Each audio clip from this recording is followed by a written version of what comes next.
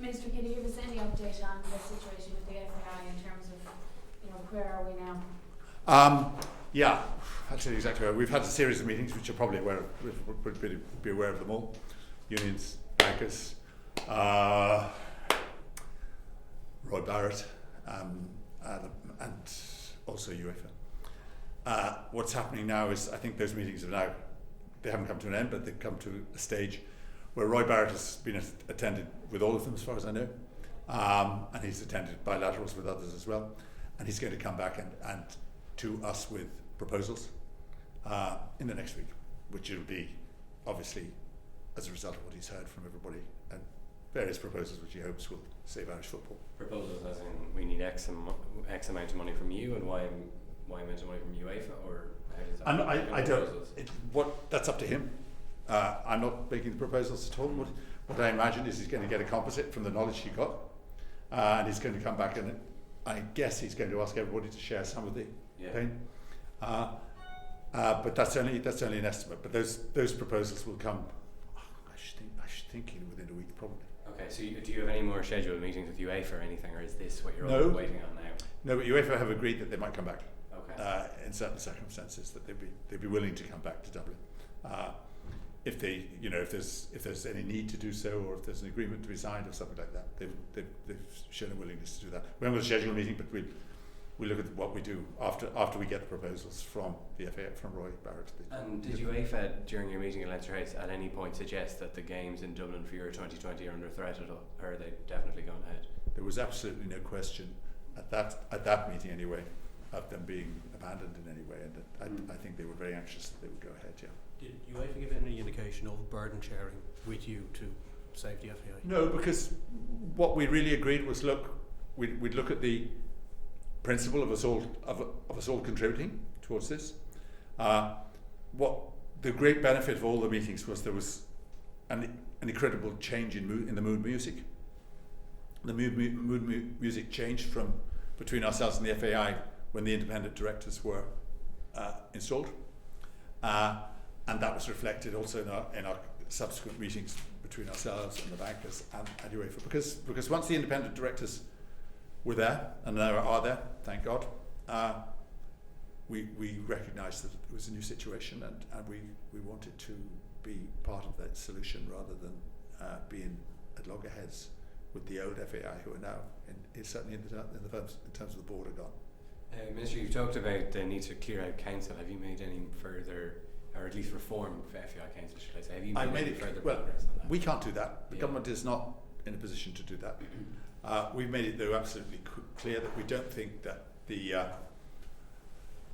very welcome arrival of the independent directors will be an instant solution to the problem, which is that there is a cultural problem in the FAI. And we have the former board member John Early is now taking a seat on the high performance committee that's below the board member. Like, what do you make of that? I mean, is that? Well, he did resign from the board, and I welcome the fact that he resigned from the board.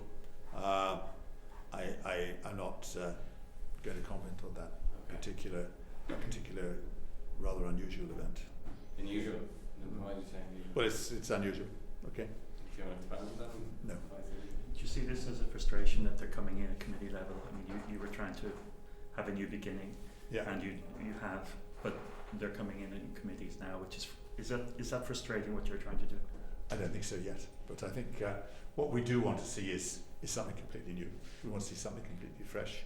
We want to see a new dawn at the FAI, and we want to make sure that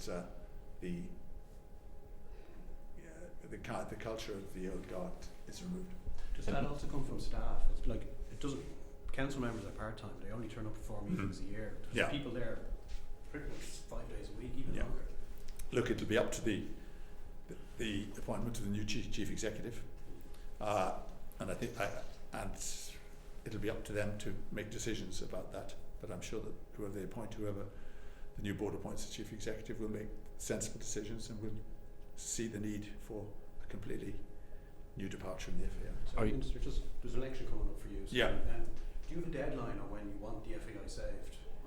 I think it would be wrong to set a deadline. but I want it to happen as soon as possible because obviously the financial situation is critical. I want to see Irish football saved, and I want to see that as soon as possible.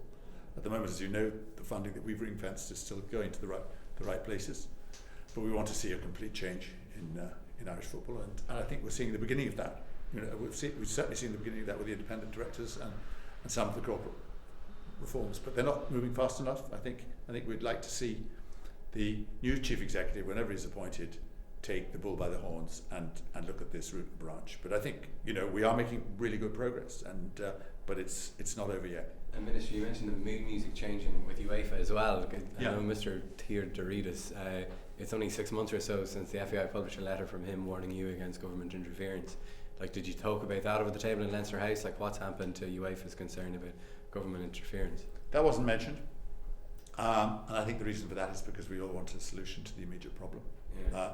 All of us want to see Irish football in a healthier place, and that's where we're all moving. Are you kind of surprised that he didn't mention it? It seems like a pretty big thing to leave out.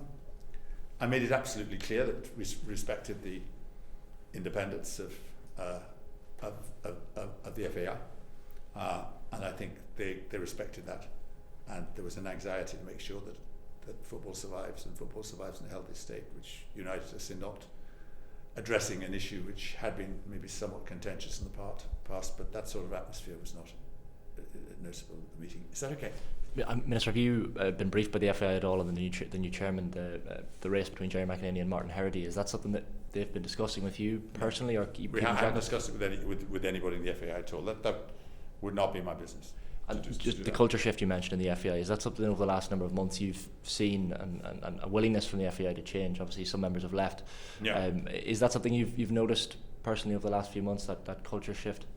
I think there's a lot more to be done, but I think we are very hopeful that when the new chief executive is appointed, that is an appointment will be made who will recognise the need for the culture change and act accordingly.